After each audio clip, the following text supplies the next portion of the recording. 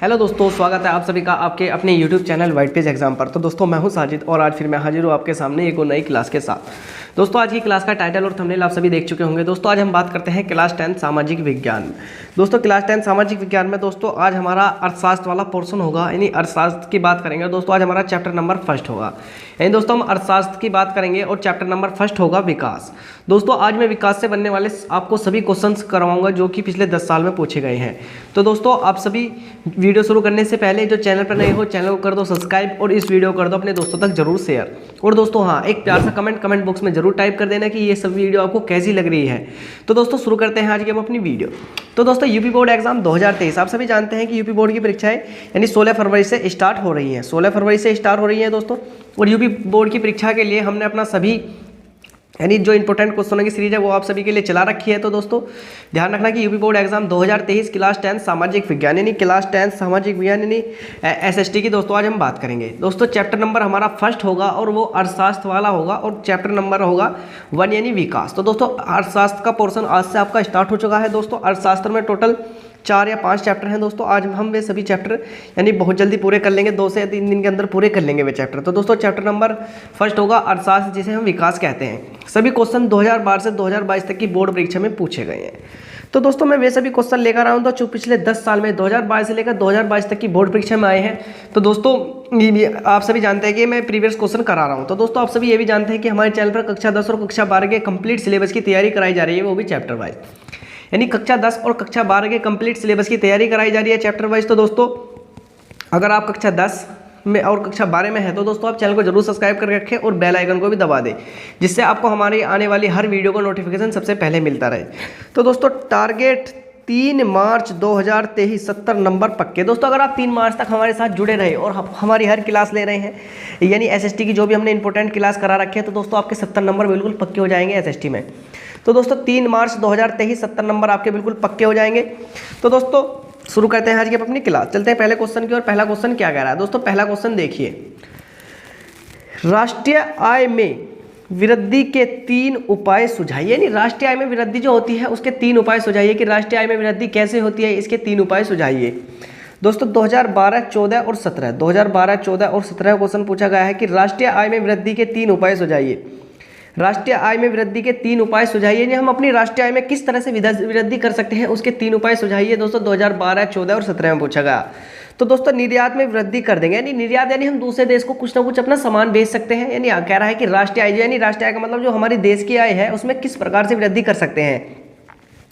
तो दोस्तों उसके लिए हम अपनी जो हमारी राष्ट्रीय आय यानी जो हमारी आय है हम उसमें वृद्धि यानी राष्ट्रीय आय में निर्यात में वृद्धि कर सकते हैं। जो हमारा निर्यात होता है यानी दोस्तों एक तो होता है आयात, एक तो होता है दोस्तों आयात और दूसरा होता है निर्यात। तो दोस्तों जब भी आयात की बात होगी, आयात का मतलब होता है खरीदना, आपने किसी से कुछ खरीदा। और निर्यात का मतलब क्या होगा, बेचना। क्या होगा, बेचना। तो दोस्तों ध्यान रखना, खरीदना और बेचना। यानी निर्यात में वृद्धि, हम दूसरे देश को जो कुछ बेचते हैं तो हम उसमें वृद्धि कर देंगे। तो दोस्तों जब हम दूसरे देश को कुछ बेचेंगे तो दोस्तों उससे बेचने के बाद में हमसे क्या आएगा, हमारे पास आ जाएगा पैसा। क्या आएगा, पैसा। तो दोस्तों हम राष्ट्रीय आय में वृद्धि के लिए हम निर्यात में वृद्धि कर सकते हैं। दूसरा प्रति व्यक्ति आय बढ़ाना, यानी जो दोस्तों जो हमारे देश का प्रत्येक नागरिक यानी पैसा कमाता है उसमें थोड़ी प्रति व्यक्ति आय में वृद्धि कर देते हैं। और दूसरा उत्पादन बढ़ाने। दोस्तों अगर हम ज़्यादा से ज़्यादा उत्पादन करेंगे तो अगर मान लीजिए आपने 100 टन यानी 1000 टन गेहूं का उत्पादन करा तो दोस्तों हम इसमें से इसे जितना ज़्यादा उत्पादन करेंगे इतना ज़्यादा बेचेंगे। अगर आपने 900 टन का उत्पादन करा तो दोस्तों आप 900 टन ही गेहूं बेच पाएंगे। तो दोस्तों ध्यान रखना, उत्पादन बढ़ाना यानी जो हमारा उत्पादन है उसे हम ज़्यादा से ज़्यादा बढ़ाने की कोशिश करें। अब दोस्तों देखते हैं कि यानी प्रश्न नंबर 2 क्या कह रहा है, शिशु मृत्यु दर रोकने के कोई 3 उपाय लिखो। इन जो शिशु मृत्यु दर है उसे रोकने के कोई 3 उपाय लिखो। दोस्तों 2017, 19 और 22 2017, 19 और 22 में क्वेश्चन पूछा गया है कि शिशु मृत्यु दर रोकने के कोई 3 उपाय लिखो। 2017, 19 और 20 में क्वेश्चन पूछा गया है कि शिशु मृत्यु दर रोकने के कोई 3 उपाय लिखो। तो दोस्तों शिशु मृत्यु दर रोकने के कोई 3 उपाय लिखो। 2017, 19 और 22 में सभी क्वेश्चन पूछे गए हैं। तो दोस्तों स्वास्थ्य सेवाओं में वृद्धि करना है। दोस्तों जो हमारी स्वास्थ्य सेवाएं हैं जैसे हॉस्पिटल है, उस हॉस्पिटलों को ज़्यादा से ज़्यादा यानी उनमें स्वास्थ्य सेवाओं उपलब्ध होनी चाहिए दोस्तों, वेंटिलेटर की सुविधा, हर मरीज को एक स्पेशल बेड की सुविधा दोस्तों, डॉक्टरों की सुविधा, ये सभी हो जानी चाहिए, हॉस्पिटल की सुविधा। तो स्वास्थ्य सेवाओं में वृद्धि, जो हमारी स्वास्थ्य सेवाएं हम उन्हें बढ़ा सकते हैं। उसने शिशु मृत्यु दर को रोकने के, यानी जो पहले क्वेश्चन समझिए क्या कह रहा है, शिशु मृत्यु दर रोकने के 3 उपाय लिखो। दोस्तों जो बच्चा पैदा होते ही जिसकी मृत्यु हो जाती है उसे शिशु बोलते हैं, और उसकी मृत्यु यानी मृत्यु दर को रोकने के लिए कोई 3 उपाय लिखो। तो पहला, स्वास्थ्य सेवाओं में वृद्धि, नहीं जो स्वास्थ्य सेवाएं हैं उसमें वृद्धि कर सकते हैं। दूसरी, मातृ शिशु कल्याण के प्रति जागरूकता, नहीं जो माता होती है उसके शिशु के कल्याण के प्रति जागरूकता पैदा कर सकते हैं। और तीसरा, गांव में स्वास्थ्य सेवाओं के प्रति रुचि जगाना, यानी जो गांव होते हैं उसमें स्वास्थ्य सेवाओं के प्रति क्या रुचि जगाना भी एक, यानी आप मान लीजिए गांव में दोस्तों इस चीज़ को लेकर ज़्यादा उन्हीं, लेकिन अगर आप गांव से बिलोंग करते हैं तो दोस्तों आप वहाँ गांव में जो गाँव में स्वास्थ्य सेवाओं के प्रति रुचि जागरूक करना, यानी जो प्रेगनेंसी औरत होती है उन्हें यानी इस प्रेगनेंसी के दौरान इस तरह से रखना है, यानी इस तरह से इन खाने पीने का ध्यान रखना है, डिलीवरी के वक्त इन चीज़ों का ध्यान रखना है। तो इस तरह से हम गाँव में अगर हम स्वास्थ्य सेवाओं के प्रति जागरूकता फैला देंगे तो दोस्तों शिशु मृत्यु दर कम हो जाएगी। तो दोस्तों आप इसमें लिख देना, यानी स्वास्थ्य सेवाओं में वृद्धि करना। दूसरा हो जाएगा शिशु मृत्यु यानी मातृ शिशु कल्याण के प्रति जागरूकता। और दोस्तों तीसरा, गांव में स्वास्थ्य सेवाओं के प्रति रुचि जगाना। ये सभी हम कर सकते हैं। अब दोस्तों देखते हैं प्रश्न नंबर 3 क्या कह रहा। प्रश्न नंबर 3 कह रहा कि विश्व बैंक विभिन्न वर्गों का वर्गीकरण करने के लिए किस मापदंड का प्रयोग करता है और मापदंड की सीमाएं लिखे। यानी वो कह रहा है कि विश्व बैंक है वो विभिन्न वर्गों का माप, यानी विभिन्न वर्गों का मापदंड, यानी वर्गों के लिए प्रमुख मापदंड का प्रयोग करता है, यानी वर्गीकरण करने के लिए किस मापदंड का प्रयोग करता है और उसकी सीमाएं भी लिखे। तो दोस्तों 2022 में क्वेश्चन पूछा गया था। तो दोस्तों विश्व बैंक विभिन्न वर्गों का वर्गीकरण करने के लिए प्रति व्यक्ति आय मापदंड का प्रयोग करता है। तो दोस्तों ध्यान रखना, 1 नंबर में भी क्वेश्चन पूछ सकता है दोस्तों, 2 से 3 नंबर में आता है क्वेश्चन। वो कह रहा है कि विश्व बैंक विभिन्न वर्गों का वर्गीकरण करने के लिए किस मापदंड का प्रयोग करता है। तो दोस्तों विश्व बैंक विभिन्न वर्गों का वर्गीकरण करने के लिए प्रति व्यक्ति आय मापदंड का प्रयोग करता है, नहीं प्रति व्यक्ति आय मापदंड का प्रयोग करता है। विश्व बैंक की विश्व विकास रिपोर्ट 2017 में देश का वर्गीकरण करने में इस मापदंड का प्रयोग किया गया था। कब? यानी जो विश्व बैंक की विश्व विकास रिपोर्ट 2017 में देश का वर्गीकरण करने में इसी मापदंड का प्रयोग किया गया था। किस मापदंड का प्रयोग किया गया था? इसी मापदंड का प्रयोग किया गया था। अब इसकी सीमाएं लिख सकते हैं दोस्तों। सीमाएं क्या होती है इसमें?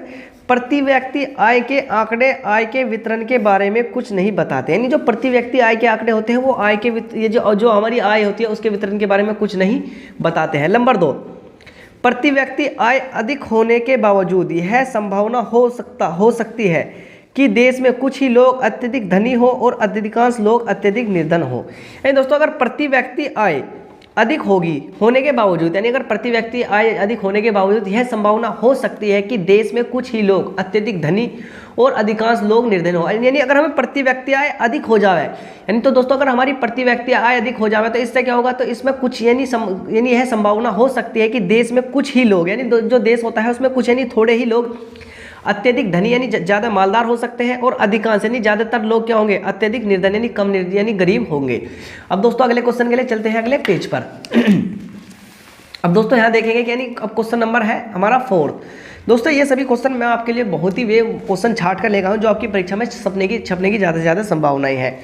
यानी वो कह रहा है कि विकास मापने का UNDP का मापदंड किन पहलुओं में विश्व बैंक के मापदंड से अलग है। यानी कह रहा है अगर हम विकास को मापना है तो UNDP का मापदंड, जो UNDP का मापदंड होता है किन पहलुओं में विश्व बैंक के मापदंड से अलग है।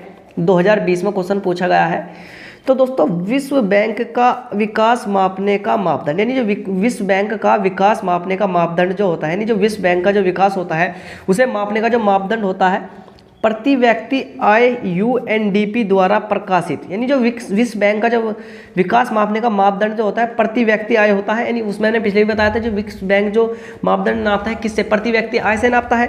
अब कह रहा है UNDP द्वारा प्रकाशित मानव विकास रिपोर्ट विभिन्न देशों की तुलना करते समय प्रति व्यक्ति आय के साथ लोगों को शैक्षिक तथा स्वास्थ्य स्तर का भी आधार बनाती है।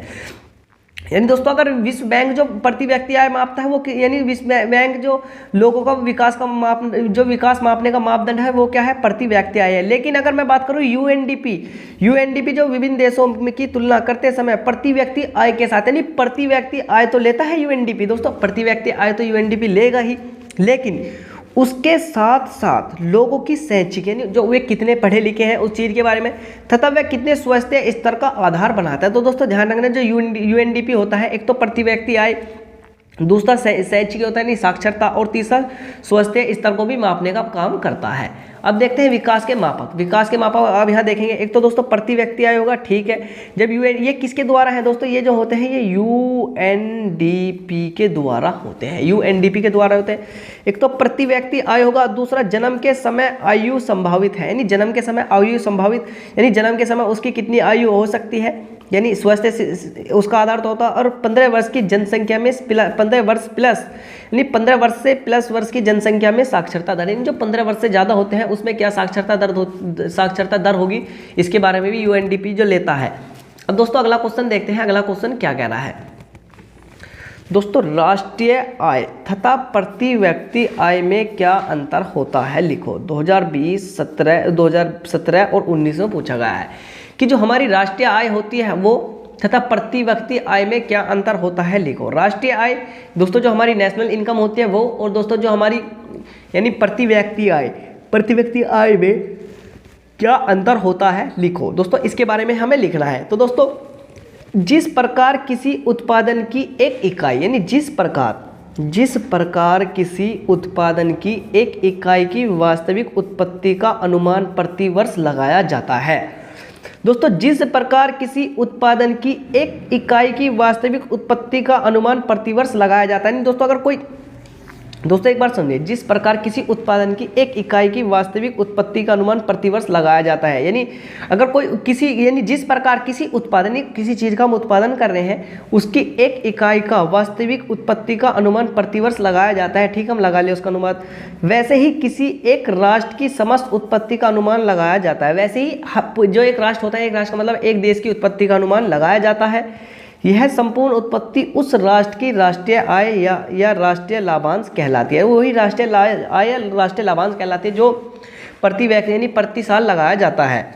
जबकि राष्ट्रीय आय को जनसंख्या से भाग देने पर प्रति व्यक्ति आय ज्ञात हो जाती है। यानी दोस्तों अगर हम राष्ट्रीय आय को जनसंख्या पर भाग देते हैं, दोस्तों यहाँ समझिए, पहले इधर देखिए, मान लीजिए हमारे देश में क्या नाम लिख रहे हैं दोस्तों, यानी मान लीजिए दोस्तों हमारे देश की जनसंख्या, हमारे देश ने एक साल में 100 रुपये कमाए, और दोस्तों हमारे देश की जो है जनसंख्या है 25, यानी जो जनसंख्या है 25 लाख, यानी दोस्तों हमारी जनसंख्या 100 रुपये कमाई, हमारी देश की जनसंख्या है 25। तो दोस्तों इसे हम जब काटेंगे तो जो आएगा वही हमारी राष्ट्रीय आएगी, कितना, यानी प्रति व्यक्ति आय। तो हमारी प्रति व्यक्ति आय कितने होगी, एक आदमी 4 रुपये कमा रहा है, कितने, एक आदमी 4 रुपये कमा रहा है। तो कह रहा ना यहाँ, जबकि राष्ट्रीय आय को जनसंख्या से भाग देने पर, यानी जो राष्ट्रीय आय होती है दोस्तों वो तो नेशनल इनकम होगी, और दोस्तों ये पॉपुलेशन होगी। जब भी हम राष्ट्रीय आय को जनसंख्या से भाग देंगे तो हमारा क्या निकलेगा, प्रति व्यक्ति आय निकल कर आ जाएगा। कह रहा है ना, जबकि राष्ट्रीय आय को जनसंख्या से भाग देने पर प्रति व्यक्ति आय ज्ञात हो जाती है। अब प्रति व्यक्ति आय ज्ञात करने का दोस्तों फॉर्मूला भी है, राष्ट्रीय आय बटे में जनसंख्या, नहीं राष्ट्रीय आय बटे जनसंख्या में करके दोस्तों इस तरह से प्रति व्यक्ति आय हम ज्ञात कर सकते हैं। क्या कर सकते हैं, प्रति व्यक्ति आय ज्ञात कर सकते हैं। अब दोस्तों चलते हैं हमारा, यानी अब इसका ये हमारा लास्ट क्वेश्चन है दोस्तों, इसे देखेंगे। ये क्वेश्चन क्या कह रहा, मानव विकास सूचकांक का महत्व स्पष्ट करो, यानी जो मानव विकास सूचकांक होता है उसका महत्व स्पष्ट करो। दोस्तों 2018 के अंतर ये क्वेश्चन पूछा गया है कि मानव विकास सूचकांक का महत्व स्पष्ट करो। दोस्तों मानव विकास के विविध आयामों के मापने के लिए, यानी जो मानव विकास होता है इसके विविध आयामों को मापने के लिए संयुक्त राष्ट्र विकास कार्यक्रम द्वारा निर्धारित विभिन्न संकेतों को मानव विकास सूचकांक कहा जाता है। तो दोस्तों एक बार और समझिए, कह रहा है कि मानव विकास सूचकांक का महत्व स्पष्ट करें, नहीं मानव विकास सूचकांक क्या होता है इसका महत्व को स्पष्ट करो। तो दोस्तों इसका महत्व देखेंगे तो मानव विकास के विविध आयामों के, यानी जो मानव का विकास होता है उसके विभिन्न आयामों को मापने के लिए, जो आदमी होते हैं दोस्तों, मनुष्य होता है, उसके विविध आयामों को मापने के लिए संयुक्त राष्ट्र विकास कार्यक्रम द्वारा, यानी जो संयुक्त राष्ट्र यानी यूएनडीपी द्वारा, संयुक्त राष्ट्र विकास कार्यक्रम द्वारा निर्धारित विभिन्न संकेतकों का मानव विकास सूचकांक कहलाते हैं, यानी को मानव विकास सूचकांक कहलाते हैं। जो संयुक्त राष्ट्र निर्धारित करती है, जो संकेतक करती है, उन्हें ही क्या, उन्हें ही मानव विकास सूचकांक कहा जाता है। उन्हें क्या कहा जाता है? उन्हें मानव विकास सूचकांक कहा जाता है। अब देखते हैं इसका महत्व। यह देश के विकास के स्तर पर संकेत देता है। यह क्या करेगा? यह देश के जो विकास के स्तर पर क्या होगा? संकेत देगा। नंबर तो यानी यह विभिन्न देशों के संकेतक देता है कि वे मानव विकास की दिशा में कितने अग्रसर हो चुके हैं और उन्हें कितना और आगे बढ़ना है, और कितना आगे बढ़ना है। तो दोस्तों ध्यान रखना, यानी यह देश के विकास के स्तर पर संकेत देता है। ठीक है, यह विभिन्न देशों के संकेत देता है कि वो मानव विकास की दिशा में कितने अग्रसर हो चुके हैं और एवं उन्हें कितना और आगे बढ़ना है, और उन्हें कितना आगे बढ़ना है। तो दोस्तों यह जानकारी इससे हमें मिलती रहती है। तो दोस्तों मैंने आपको इस चैप्टर से संबंधित, यानी जो हमारा यानी अर्थशास्त्र का चैप्टर था दोस्तों, मैंने आपको इस चैप्टर से संबंधित भी आज को जो इंपॉर्टेंट क्वेश्चन थे वो सभी करा दिए। तो दोस्तों ये हमारा अर्थशास्त्र का चैप्टर नंबर 1 था, जिसे हम विकास बोलते हैं। तो दोस्तों विकास से संबंधित जो भी क्वेश्चन थे, आई होप कि दोस्तों आपके बहुत अच्छी तरीके से समझ में आए होंगे। तो दोस्तों अगर आपके यानी ये क्वेश्चन समझ में आए हैं तो दोस्तों आप चैनल को जरूर सब्सक्राइब करके रखना, बेल आइकन को दबा के रखना। दोस्तों इससे पहले हमारे इतिहास, नागरिक शास्त्र और दोस्तों इतिहास, नागरिक शास्त्र और दोस्तों पॉलिटी, दोस्तों इतिहास, ज्योग्राफी, इतिहास हो गया दोस्तों, हमारा भूगोल हो गया और नागरिक शास्त्र, हमारे तीनों के पोर्शन कंप्लीट हो चुके हैं, जिसमें मैंने इंपॉर्टेंट क्वेश्चनों की सीरीज करा दी है। तो दोस्तों ये हमारा लास्ट वाला पोर्शन होगा दोस्तों, ये भी 1 से 2 दिन के अंदर खत्म हो जाएगा। यानी हमारा चैप्टर नंबर 1 अर्थशास्त्र, यानी अर्थशास्त्र जो था यानी विकास, इसमें चैप्टर नंबर 1 था वो हमारा खत्म हो गया। तो दोस्तों उम्मीद करता हूँ कि आपको क्लास बहुत अच्छी लगी होगी।